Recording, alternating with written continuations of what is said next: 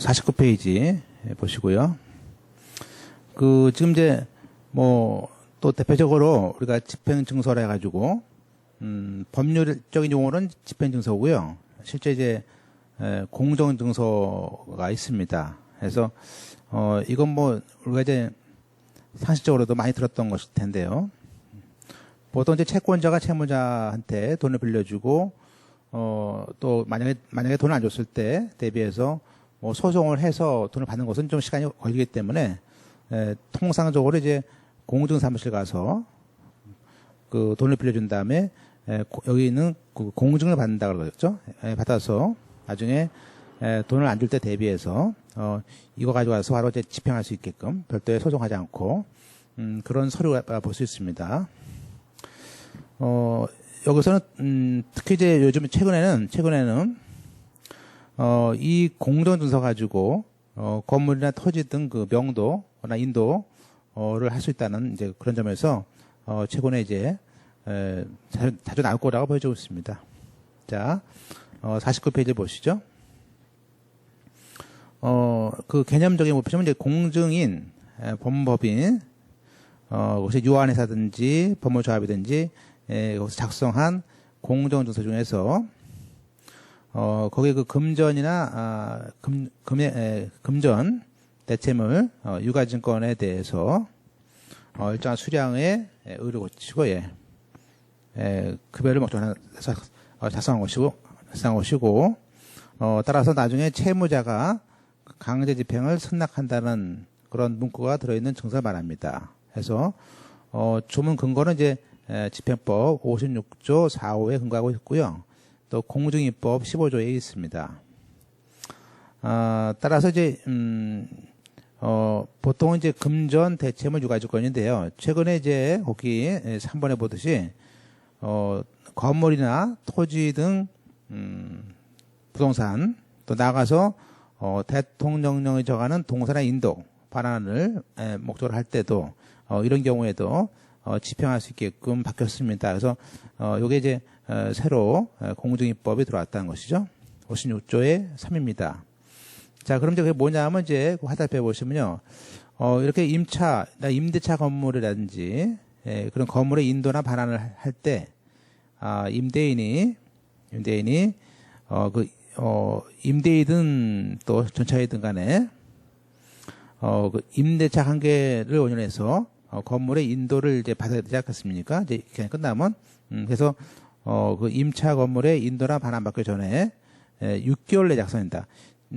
여기서 이제 우리가 새로운 법률에 따라서 그 이런 인도에 대한 명도에 대해서 안 해줬을 때는 언제요?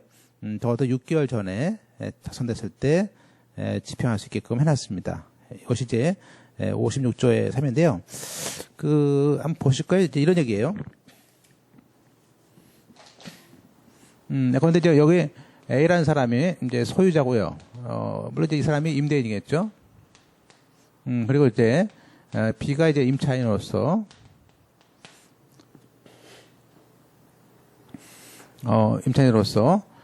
지금 이제 일정한 임대 기간이 있습니다. 그러면 이제 우리가 예를 들면요. 보통 이제 상가 같은 경우도 마찬가지고 같은데 그 차임 이게 점포라면요.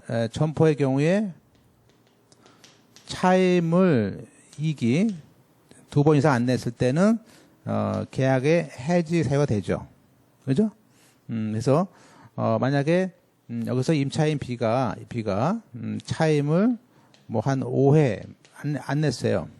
그래서 결국에 이제 A가 여기는 임차 보증금 거의 임대 기간이 끝나면요.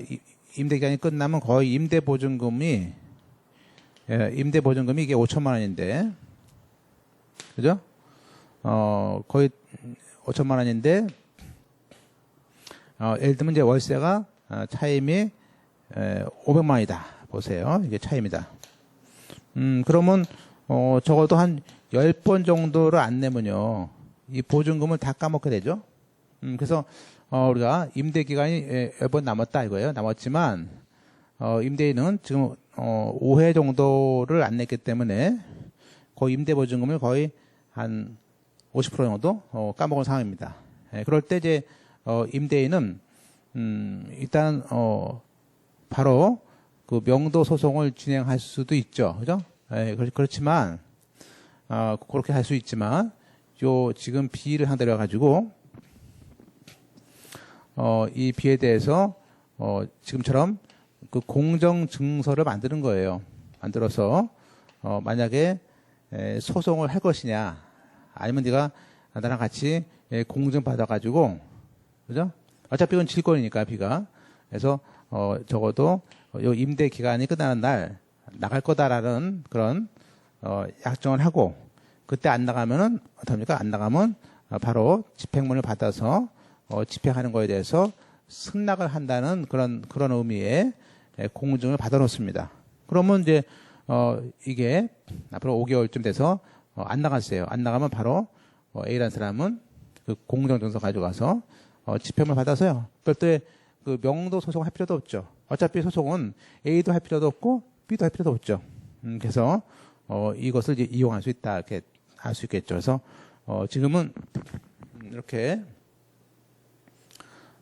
지금 임대인이 이용할 수 있고 반대로 똑같아요. 임차인도 임대보증금 안 주면요 이런 제도를 이용할 수 있습니다. 그래서 이제 그게 이제 56조의 3인데요. 우리가 이제 보시면 이제 그 박스에 49페이지에 거기 이제 뭐가 있냐면 이제 6개월이란 말이죠. 다만 이제 이것은 임차 건물에 적어도 그 6개월 전에 작성돼야 됩니다. 그러니까 적어도 임대 기간이 끝나거나 등 했던 그 인도 전에 6개월 전에 작성됐을 것을 요구합니다. 또 하나는 만약에 이런 그 집행원은 만약에 이제 예를 들면 A라는 사람이 B한테 소송합니다. 그러면 마찬가지로 요것은 집행할 수 있는 것이 이제 A는 명도를 집행할 수 있고요. 또 반대로 B도 똑같아요. B도 보증금 안 줬을 때, 그죠? 이 명도하면서 보증금 얼마 줘라. 그런데 명도하면서 보증금을 2천만 원 줘라. 이런 식으로 했을 때 양쪽 다 서로 집행할 수 있게끔 해놨어요. 서로 간에. 그래서 그거를 이제 최근에 나올 거다 보여지고요. 최근 법원 사무관 문제도 올해 거죠. 2015년 것에도 역시 이게 나왔습니다. 그래서 집행문을 받는 것인데 보실까요? 이제 쭉 가서 따라서 맨 밑에 건물 명도에 대한 인도의 경우에는 그 집행 증서를 작성할 수 없다는 것이 이제 2013년 개정법에 따라서 이제는 2013년부터 가능하게 됐습니다. 이게 그거에 대한 근거 조문이 이제 다음 페이지에 있습니다. 보실까요? 이제 50페이지 보시면 공증인법 56조의 3이고요. 제목은 이제 건물, 토지, 특정 동산의 인도 등에 관한 법률 행위에 대한 공증이다 됐습니다. 그래서 여기 1항이 이제 아까 해수 있고 6개월 전이 있었고요. 그리고 2항 보시면 이제 2항 그 공정증서 작성 촉탁할 때 어느 당사자가 그죠? 대리하거나 쌍방 대리할 수 없다는 것들. 그렇죠. 이런 공정증서도 엄연한 그 집행의 권한입니다. 그죠? 다만 이제 사항에다 이제 별을 쳐놓고 보시면 그러면 나중에 이제 이렇게 안 나가면 어떡합니까? 집행을 해야겠죠? 그러면 이러한 그 집행 권한을 보는 증서에다가 이제 집행문을 받아야 되는데 이 집행문을 누가 받습니까? 라는 것이 이제 골자인데 그 증서를 보존하고 있던 그 공증인 사무소 가서요. 가가지고 우리가 공증인이 합니다. 공증인이. 그러니까 공증사무소에서 이제 신청을 하면요. 공증인이 집행문 부여 신청합니다. 그래서 그 공증인이 한다. 그게 포인트죠. 그래서 판사의 허가를 받아서 하게끔 되어 있습니다. 물론 이때 법원 판사가 이러한 허가를 하기 전에 필요하면은 그 본인들 대리인들을 신문할 수 있습니다.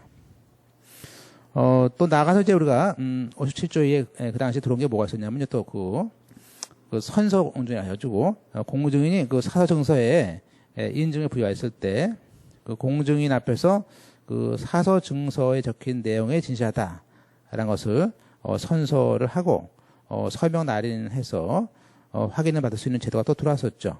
그래서 그런 것들 들어왔었고요.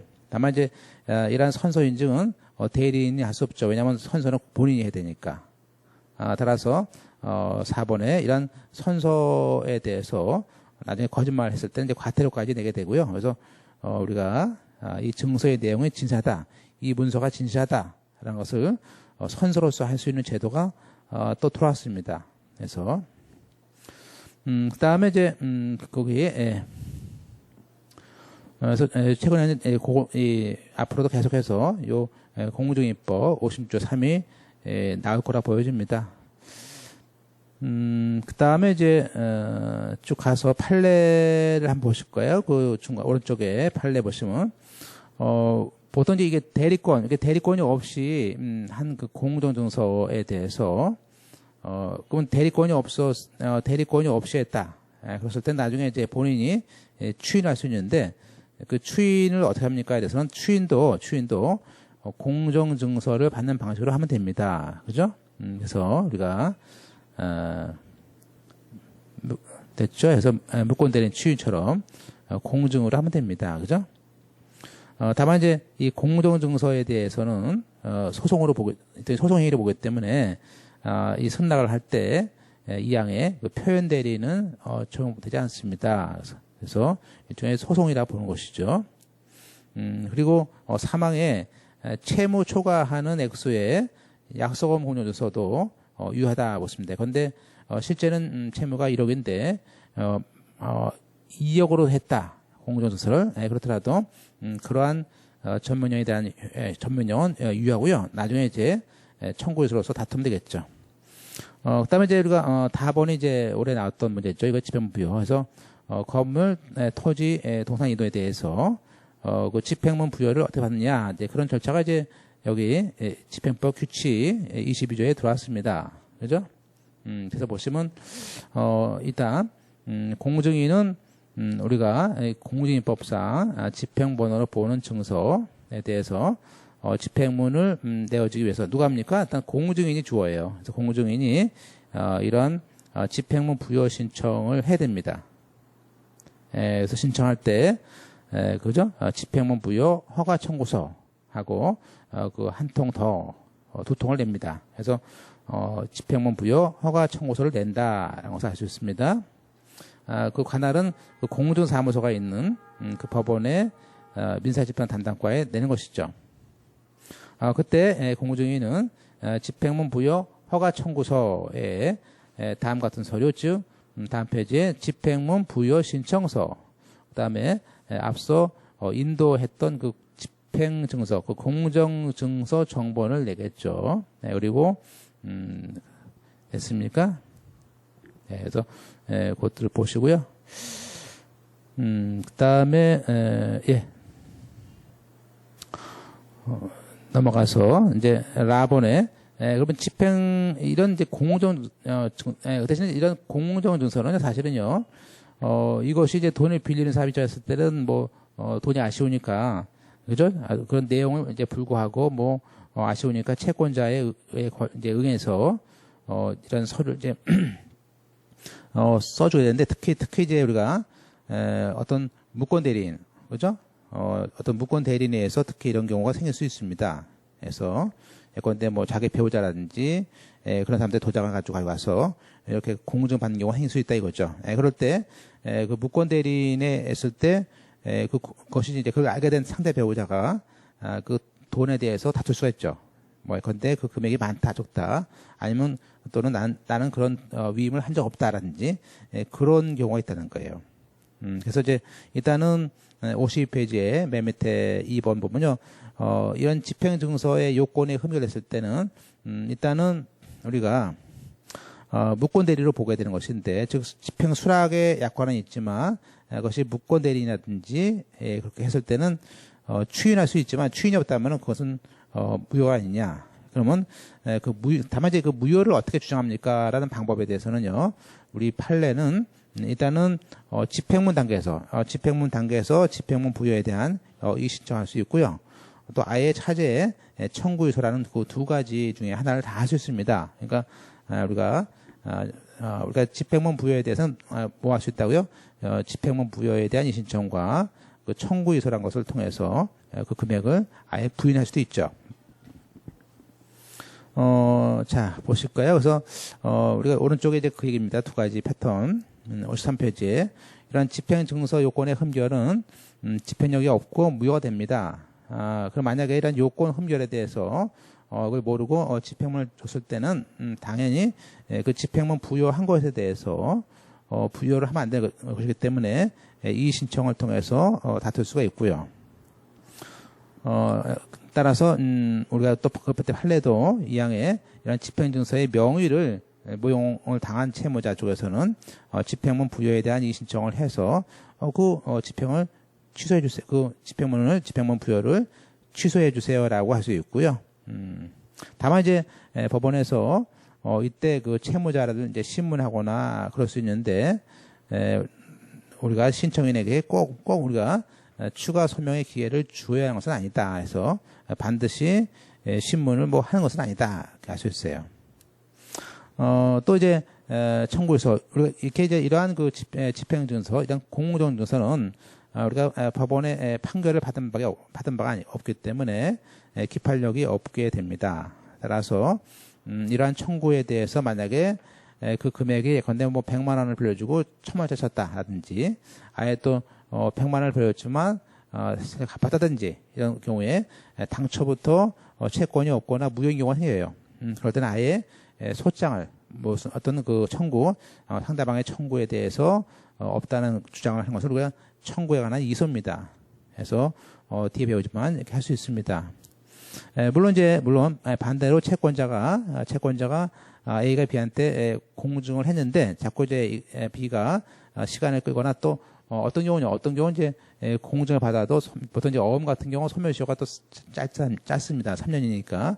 그래서 어떤 경우는 아예 채권자 쪽에서 그 공정증서에 있는 채권에 대해서 아예 확인호사라든지 아예 그 B에 대해서 이행 소송을 해서 아예 소송을 할 수도 있어요. 거꾸로 채권자가.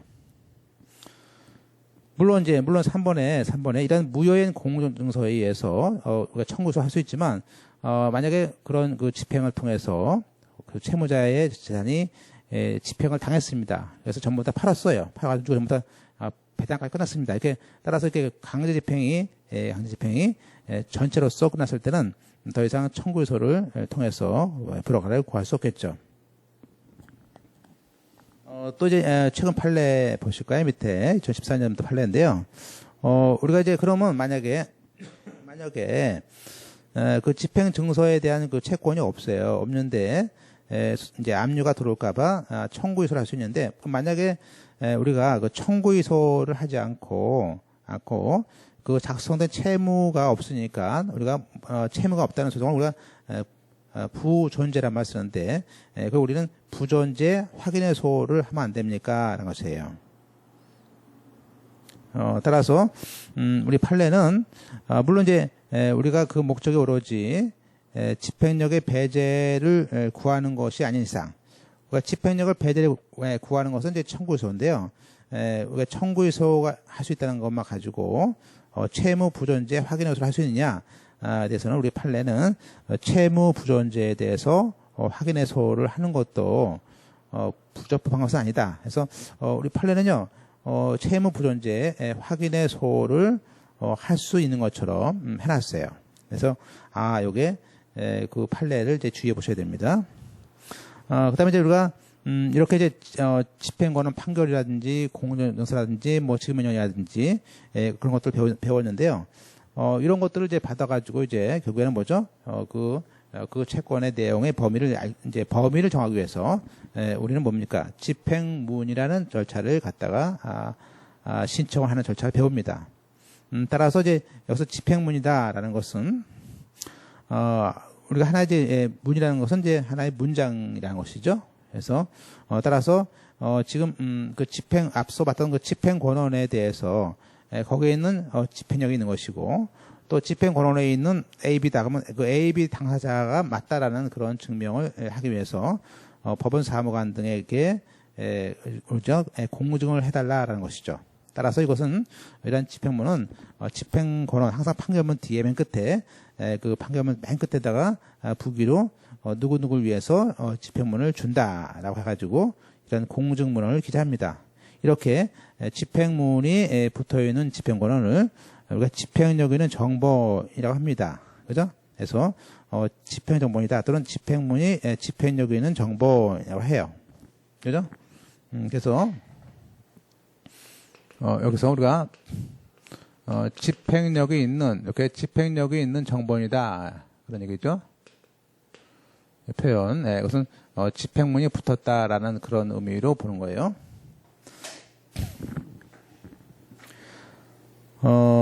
따라서 우리가 이제 배웠던 각종 이제 외국 판결에 대한 집행 판결, 또 가집행 상고 판결, 또 집행 증서 같은 것도 집행문을 받아야 됩니다. 자, 그럼 이제 우리가 여기서는 우리가 집행문을 받는 경우도 있고요. 또 어떤 경우는 또 집행문을 안 받는 경우도 있으니까 그걸 좀 대략적으로 보시면 될 것 같습니다. 일단 이제 우리가 1, 2번 판결은 우리가 아직 확정되지 않은 상태에서 뭐 받습니까? 이 가집행 선고부 판결을 받습니다. 거기다가도 집행문을 받을 수 있고요. 다만 이제 우리가 거기 지급명령, 이 지급명령이라는 제도는 이제 이제 채권자 채무자가 법정에 나가지 않고 바로 이제 채무자가 이의 신청을 하지 않아서 그대로 그 기간이 지나서 그 확정이 된 겁니다. 따라서 이 내용에 대해서는요 서로 상대방 다 알고 서로 안 나갔어요. 그러니까 이때는 우리가 이때는 법원이 또 이렇게 법원에서 양쪽 다의 의사를 확인한 것이니까 이때 지급 명령에 대해서는요 원칙적으로 이제 집행문이 필요 없습니다. 그리고 집행문도 필요 없고 또 거기에 확정이라는 증명도 필요 없습니다. 다만 이 A가 B에 대해서 지급 명령을 했는데 B가 사망했다든지 또 A가 채권을 양도했다든지 이렇게 양도가 있다든지 인수했다든지 이렇게 양쪽 다 그런 그 승계 사유가 있을 때는 예외적으로 승계 집행할 수 있죠. 그래서 거기 우리가 다시 한번 조건이 붙거나 또 그 승계인을 위하여 이건 채권자가 승계될 것이고 승계인에 대하여 이건 채무자가 승계됐겠죠. 이렇게 채권자를 위해서 채무자에 대해서 승계 집행문을 받아야만이 집행할 수 있는 경우도 생깁니다. 그리고 이 가사 사건에 대해서도 집행문이 받는 것이고요. 그리고 나가서 이제 우리가 그 형사 사건 같은 거 할 때 아예 손해배상에 대한 것들도 이제 합의할 수 있는데 그때 거기 그 소송 촉진 특례법상 그 화해 조서 같은 거 받는 경우도 있습니다. 물론 이제 그다음에 넘어가서 다음 페이지 소송 비용에 건데 뭐 200만 원대라 이런 식으로 받을 수 있고요. 특히 이제 우리가 그 부동산 인도 명령이 뭡니까? 얘는 이제 부동산 인도 명령이 뭐냐면 우리가 이제 경락인이 그 경락대금을 내고 즉 돈을 달랬습니다. 그런데 채무자나 소유자가 안 나갑니다. 그때 그 대금 내고 6개월 안에 별도의 그 소송 없이 인도 명령 이렇게 인도 명령을 신청할 수 있는데 이건 경락인의 권리죠. 따라서 이때 집행문을 받아서 할 수 있습니다. 다만 이제 뒤에 보는 관리를 위한 명령의 경우는 이제 가함처럼 봐가지고 이때는 집행문을 이제 우리가 할 수 있는 것인데 나중에 여러분이 보게 됩니다. 이제 그러면 이제 우리가 집행문을 받지 않는 경우 이제 두 가지 가장 중요한 게 두 가지가 있죠. 1번과 2번 별치시고 우리가 지급 명령과 아까 봤듯이 지급 명령과 이행 원고는요 원칙적으로 집행문을 받지 않습니다. 그죠? 그래서 다만 이제 승계나 조건이 받는 것이죠. 그리고 이제 5번에 과태료에 대해서 그 검사가 집행할 수 있는데 그때도 집행문은 필요 없습니다. 뭐 그런 것들. 그죠? 또 이제 6번처럼 어떤 판결이 확정되면 의사의 진술이 있는 것처럼 보는 것들이 있습니다. 주로 우리가 등기법에서 배웠던 거. 부동산 소유권 이전 등기 절차 이행 판결. 이것은 소유권 이전 등기하라는 것은 이제 우리가 매도인 매수인의 의사죠. 따라서 이런 등기에 대한 경우에는 확정되면 그것을 집행할 수 있기 때문에 별도의 승계 집행문은 필요 없습니다. 그죠?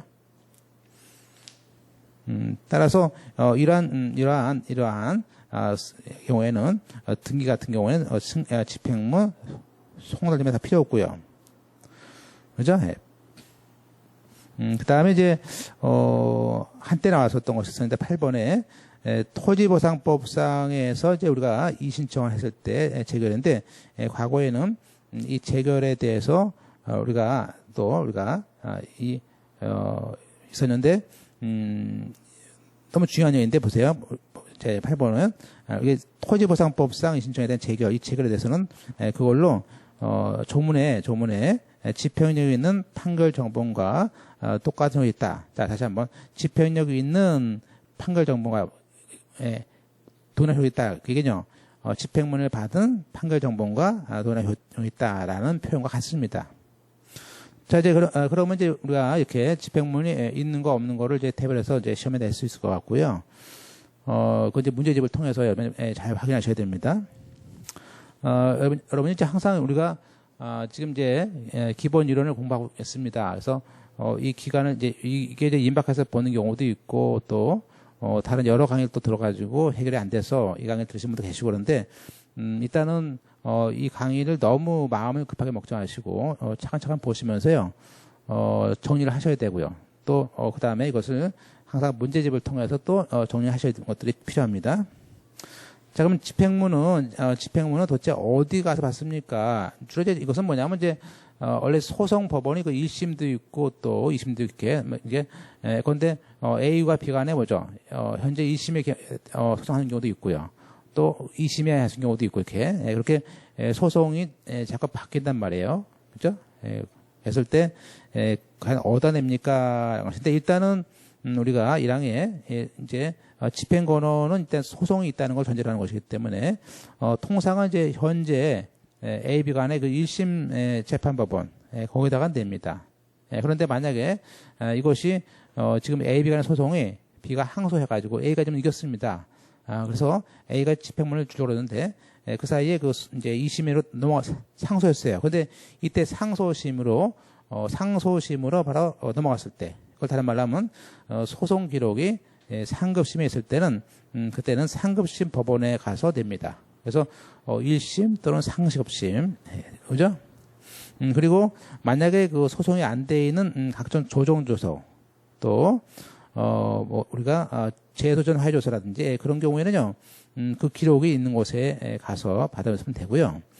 물론 이제 그 밖에도 각종 이제 중재라든지 그런 위원회들이 있는데 이런 법원 바깥에서 각종 중재라든지 뭐 화해라든지 조정 이런 것일 경우가 있는데 그때는 그 위원회, 그 중재위원회라든지 그 조정위원회가 있는 그 장소에 있는 지방법원 사무관한테 냅니다. 또 중요한 건 4번에 앞서 그 공정조서는 당연히 그 처음에 공증받은 사무실 가서 내는 것이죠. 따라서 이제 볼 것은 우리가 보통 소송일 때는 1심에다 내고 또 2심에 갔을 때는 2심에 내는 것이다. 그리고 조소가 있는 것, 그죠? 그런 것 또 공증 사무실 같은 데서 받는 것을 알 수 있습니다. 그죠? 예. 특히 이제 우리가 특허 같은 거 이제 밑에 보시면 특허라든지 뭐 시용시한법 같은 거 이런 경우에는 우리가 특허 심판원장이 심판한 것, 결정한 것 이런 것에 대해서도 집행력 있는 정보를 준다라고 되어 있지만 사실은 이제 우리가 이러한 그 특허에 대한 재판에 대해서는요 집행력 있는 다음 페이지에 집행력 있는 집행권원과 똑같은 효력이 있기 때문에 실상은 집행문을 받을 필요 없습니다. 그래서 집행문을 받을 수 없는 거에 특허가 들어가는 것이죠. 자, 이제, 그러면 우리가 이렇게 집행문 부여를 신청하게 되면, 우리가 이제 그거에 대해서 이제 법원 사무관, 그 1심 법원 사무관이든지, 그 조서가 있는 사무관이든지 이런 사무관들이 이제 그것이 이제 조사하게 되는데, 그것이 이제 판결일 때는 이제 결국엔 두 가지가 있죠. 확정된 판결문을 가지고 오는 경우가 있고요. 아직 확정이 안 된 가집행에 있는 선고에 있는 판결 가지고도 집행문을 하는 경우가 있겠죠.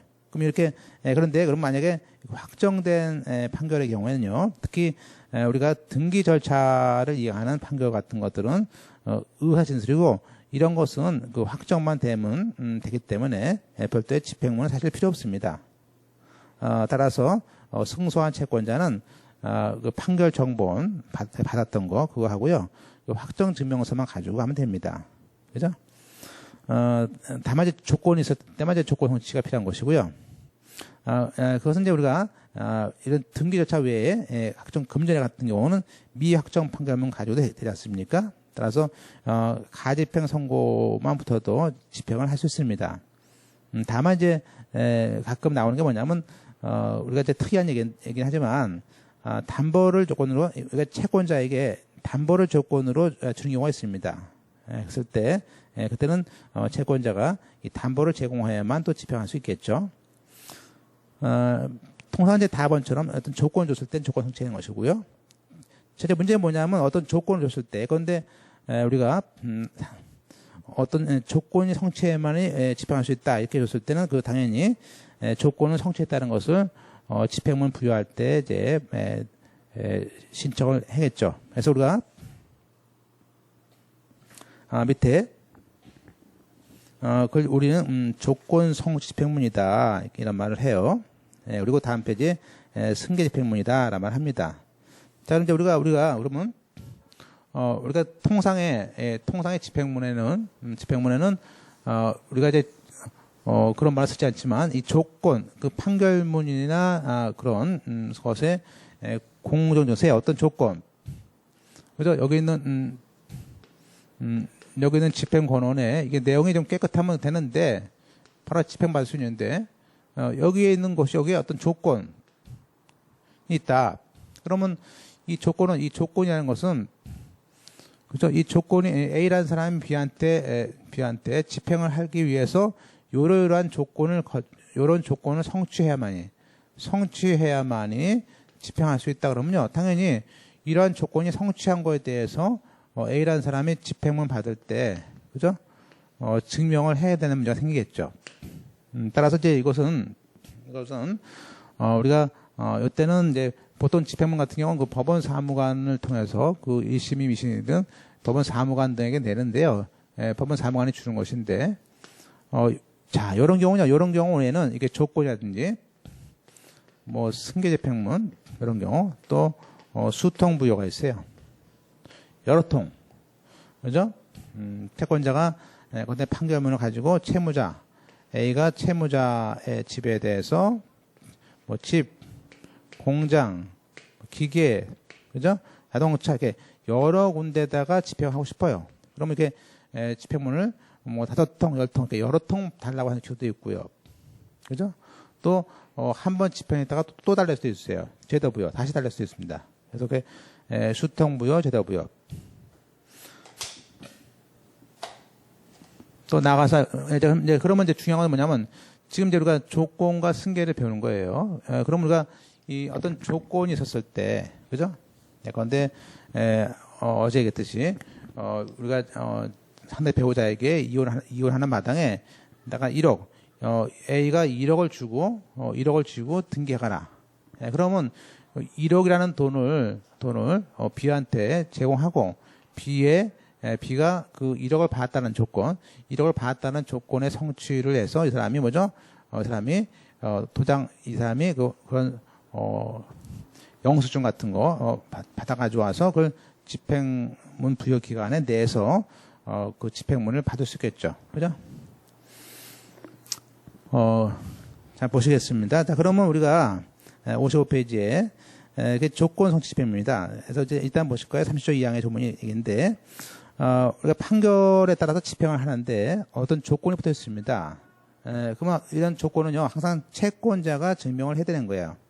그래서 조건 성취를 증명해야 되고, 다만 이제 이때 조건 성취에 대한 증명에 대한 심사가 누가 하냐면요, 재판장이 합니다. 그래서 이런 그 보통 집행문과 달리 여기 있는 조건 성취라든지 승계 집행문, 수통 부여, 제도 부여 이런 네 가지, 요 네 가지에 대해서는요, 이것은 우리가 좀 더 심사를 하기 위해서 재판장의 명령에 의해서 준다라고 합니다. 그래서 이에 따라서 조건이 성취되거나 승계되어 있거나 수통이 되거나 제도 부여는요, 우리가 채권자 A를 위해서 재판장의 명령에 의해서 준다. 이렇게 써서 줘요. 따라서 이 재판장의 명령, 지금 이제 재판장 대신에 사법보좌관의 명령도 같아요. 그래서 재판장이나 사법보좌관의 명령이 필요한 그런 집행문 부여는 4가지. 이런 조건, 초승수계, 조건, 승계, 수통, 제도부여 그런 4가지 경우는 이런 사람들이 한 번 더 심사를 면밀히 해서 준다 이거예요. 물론 이 보통 집행문과 달리 이런 경우에는 보통 일주일, 2주일씩 받는데 시간이 걸립니다. 그죠? 자, 이제, 그게 이제 조건 성취 집행문이고요. 따라서 그러면 그 조건이 뭐냐, 조건에 대해서 패턴을 이제 우리가 어떤 조건이냐를 한번 이제 우리가 좀 검토해 볼 수가 있겠죠. 제일 많은 것은 우리가 제일 많은 것이 뭐가 있을까요? 우리가 유명한 그 정지 조건부죠. 그죠? 따라서 이제 이렇게, 또는, 불확정 기간. 그 다음에, 또 채권자가 선이행해야 되는 거였어요. 선이행. 또 선택권. 그래서 이거, 보통 조건이다. 우리가 얘기하는 조건이란 것은 우리가 물론 이제 민법에서는요, 민법상은 조건과 기한을 달리 보지만, 우리 집행법서는 이 조건과 기한이 약간 믹스가 돼요. 즉, 기한의 경우에도, 우리가 확정 기한 같은 경우는 여기 조건에 안 들어가요. 그러나, 불확정 기한은 여기 조건에 들어갑니다. 그러니까 약간 우리가, 민법적 시각과 약간 다르다는 것을 이제 좀 공부하시다 보면, 알 수 있어요. 자, 그래서 우리가 거기에 이 조건에 대한 것만 좀 보고 제가, 다음 시간에 또 우리가 승해 보는데, 보시죠. 56페이지에. 이 조건은 일단은 4가지다. 뭐가 있어요? 첫째는, 정조건부, 그 다음에 불확정기한, 그 다음에, 채권자의 선이행, 선거급부, 그 다음에, 선택권이다. 우리가 보통 이제 앞에 따가지고 정불선 선택이라고 할 수 있어요. 첫째는 뭐죠? 만약에, 피고가, 자, 건데, 갑으로부터 1,000만 원을 받으면은, 원고에게 줘라. 그럼 이게, 그러면 이 1,000만 원을 받았는지 안 받았는지에 대해서, 그건 받았다는 영수증을 가져야겠죠. 그런 것들. 또 이제, 불확정 기한. 이 불확정 기한은 이제 기한으로 보지만 사실은 조건이에요. 왜냐하면, 보세요. 피고는, 그죠? 소의 갑이, 이 소의란 말은 이제, 원 피고를 제외한 사람을 말하죠. 소의 갑이 사망하면, 즉, 갑이 사망하면은, 원고에게 1,000만 원 주겠다. 그러면 우리가 예컨대, 장인이 죽으면은 누구한테 주겠다 이런 식으로. 그러면, 우리가 사망했다는 것은요, 사망이라는 것은, 우리가 사망했다는 증명을 채권자가 증명해야 되겠죠? 그러면 당연히 집행문을 받겠죠. 그러니까 원래는 사망하면 1,000만 원 줘야 되는데, 1,000만 원을 안 주니까, 자기가, 여기 조건 성취 주장에서 집행을 하고 싶은 거 아니겠습니까? 그래서, 우리가 이때 사망이라는 것은 사실, 장래의 그 성취가, 장래 성취가 될지 안 될지 모른다. 이게 조건이고, 장래 성취가 확실하지만, 그건 기한이죠. 그래서, 사망이라는 것은 사실 확실하지만, 그렇지만 불확정된 기한이 있죠. 그래서 그게, 사망, 대금 줘라, 이런 거, 또 선이행, 채권자의 선이행이 있습니다. 이 선이행은 또 재미있는 얘기가 뭐냐면, 보통 이제 선이행은, 원래, 집주인이, 임대 기간이 끝났으면 이제, 점포주한테 나가라, 할 수 있지 않습니까? 그걸 나가란 말을 이제 우리가 인도한다고 하는데, 인도 안 하면 됩니까? 원고 쪽에서 피고에게, 명도 또는 인도라는, 명령을 받습니다. 근데 이제 우리가, 그렇게 소송을 하고 또 안 나가요. 그럼 소송을 또 끝나고 난 다음에 또 집행관한테 또 비용 들어가지고, 100만 원, 200만 원 들어가지고 또, 집행해야 됩니다.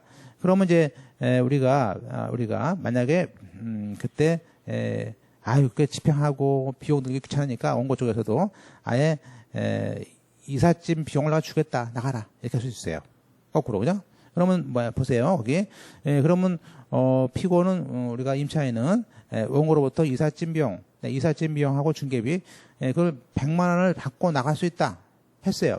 그러면 이삿짐 비용하고 중개료 100만 원이라는 것에 대해서 그 영수증을 갖다가, 집행문 부여가 나타났다 내면 그때 우리가 법원의 여기 우리가 재판장의 명령에 의해서 집행문을 주겠죠. 그래서 선이행 또 선택권 또 우리가 거기에 원고가 10일 이상의 기한을 주고 최고하라, 그죠? 하여튼 그런 선택권 같은 거, 그런 그 정무서 선택 이런 네 가지 같은 경우는 우리가 다 승계 집행문을 받았기 때문에 이런 증명을 해야 됩니다. 그다음에 또 물론 이제 집행을 안 날 때 조건을 해서 한 것도 있고요. 그다음에 자, 이제 우리가 이제 그러나 이제 밑에 우리가 가장 잘 나오는 것은 주의하실 것은 뭐냐면 부동산 소유권 이전 등기에 대한 소송 얘기예요. 그래서 맨 끝에 보시면 따라서 일반적인 우리가 동시행이 두 가지가 있죠. 이게 등기와 관련된 동시행이 있고 등기나 의사표시와 관련이 없는 그런 동시행이 있습니다. 그러면 그 의사표시와 관련이 있는 동시이행하고 달리 봐야 된다 그 얘기예요.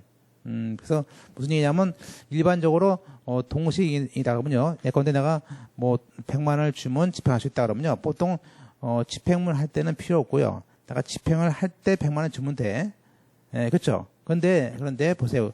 따라서 일반적으로 동시이행이라는 것은 내가 채무이행을 언제 집행을 할 때 주면 되는 것이지 집행문 받을 때는 필요 없은 거예요. 따라서 보통적인 그 동시행 같은 경우에는 집행 개시나 가서야 그때 가서 조사하면 되는데 문제는 의사표시 같은 뭐 채권 양도라든지 양도했느냐 또 등기했느냐 이런 경우에 의사표시 같은 그런 경우에는 우리가 집행문 부여 기간에 먼저 그죠 아까 반대급부 1억을 줬는지에 대해서 우리가 판결문을 갖다 주고 그러면 그래 반대급부 줬구나 해가지고 영수증 가져오면요 그걸 조사해가지고 여기 우리가 재판장의 명령에 따라서 부여를 하는 거예요. 그죠? 따라서 이때 밑에 이런 판결에 의한 조건에 대한 경우 이제 결국에 공목 문서가 우리가 돈 받은 영수증 같은 거 또 안 받으면 공탁서 같은 거 그런 사문서라도 무효입니다. 결론적으로 우리가 거기 이런 정물서 선택 네 가지는 우리가 조건 성취에 대한 집행문이다. 그러나 우리가 조건이 아닌 경우가 있습니다. 그래서 우리가 이거 즉 조건이 아니어서 집행문 받을 때 이런 증명이 필요 없는 경우가 있습니다. 그것은 오른쪽에 뭐 우리가 확정 기한 도래 해제 조건부, 대상적격, 뭐 동시행 같은 거 담정이 있는데 여기서는 우리가 확정 기한하고요, 확정 기한하고 담보 제공 정도를 펼쳐 놓으시고 보시면 되겠습니다. 그러니까 잘 나오는 거. 그래서 다시 말하면 다음 같은 경우는 집행문 받을 때 별도의 조건 성취를 증명할 필요가 없어요. 한마디로 뭐죠? 확정 기한. 예컨대 거기에 뭐 2015년 뭐 10월 5일까지 1,000만 원 줘라. 그러면요, 우리가 원고가 집행하려면요, 집행문을 10월 5일날, 지금까 10월 5일날 전에 집행문을 받아요. 받아놓은 다음에 언제 집행할 수 있어요? 10월 5일날 가야만에 집행할 수 있기 때문에 이 확정 기한은요, 집행문 받을 때는 필요 없지만 집행을 개시할 때 필요하니까 이건 우리가 조건이 아닙니다. 따라서 집행문 받을 때는 필요 없다는 거예요. 그것은 해제 조건, 대상 조건 똑같은데, 자, 하나 더, 동시행. 자, 밑에는 동시행은 보세요. 우리가 1,000만 원을 받고 난 다음에 쌀 줘라. 그러면 그 1,000만 원을 받으라, 뭐 쌀을 줘라 이런 것들. 1,000만 원을 받으라는 것은 동시행이죠. 따라서 이 동시행은 그냥 우리가 쌀을 줄 때, 그죠? 쌀을 갖다가 쌀을 뺏어올 때, 쌀을 뺏어오는 순간에, 즉 집행을 개시하는 순간에 1,000만 원을 주면 됩니다. 따라서 우리가 이때 내가 쌀 20가마를 인도한다는 집행, 쌀 20가마에 대해서 그 인도한다는 집행을 할 때는 집행문을 미리 받을 필요 없고요. 일단 집행문 그냥 받고 나중에 집행을 할 때 1,000만 원을 주면 되는 거예요. 마찬가지로 우리가 담보 제공. 자, 우리가 원고는 보세요. 1,000만 원에 대한 담보를 제공할 때 집행할 수 있다. 그러면요. 그럼 우리가 자, 이 원고란 사람이 우리가 1,000만 원이 지금 없습니다. 없지만 일단은 집행문을 받을 때 우리가 1,000만 원을 담보 제공한 때 집행할 수 있다. 이런 판결문 가져가서 집행문을 달라 그러면 여기서 이때 법원 사무관은요 집행문을 줘야 됩니다. 줘야 돼. 그래서 왜냐하면 그 1,000만 원을 주라는 것은 언제 필요합니까? 집행문 받을 때 필요한 것이고 아니고, 그러니까 조건이 아니에요. 조건이 아니고 언제 나중에 집행을 개시할 때 그때 하면 되는 것이기 때문에, 따라서 집행문을 받을 때 뭐 공탁서 가져와라든지, 그죠? 이런 것들은 필요하지 않습니다. 그래서 그런 것들을 알 수 있어요. 그래서 우리가 다시 결론적으로 볼까요? 그러니까 조건에 대해서 사업보좌관의 명령, 또 여기 재판장의 명령에 의해서 받는 경우는 네 가지가 있는데, 조건에 우리가 정지 조건, 불확정 기한, 선택 조건, 그다음에 정무선 선이행 선택 것들이 있다. 그러나 안 되는 것도 있는데 주로 잘 나오는 것들이 확정 기한 도래, 또 동시행, 또 있는데 여기서 동시행은요. 여기서 동시행이 두 가지 형태가 있는데, 우리가 오른쪽에서 57페이지에 보는 동시행은 일반적인 형태고요. 등기할 때 동시행은 또 우리가 거기에 56페이지에 그런 경우는 조건이 됩니다. 그래서 우리가 좀 잘 정리를 해 주실 필요 있고요. 예. 이제 문제를 통해서 정리하셔야겠죠. 좀 쉬었다가 승계 집행문 보겠습니다.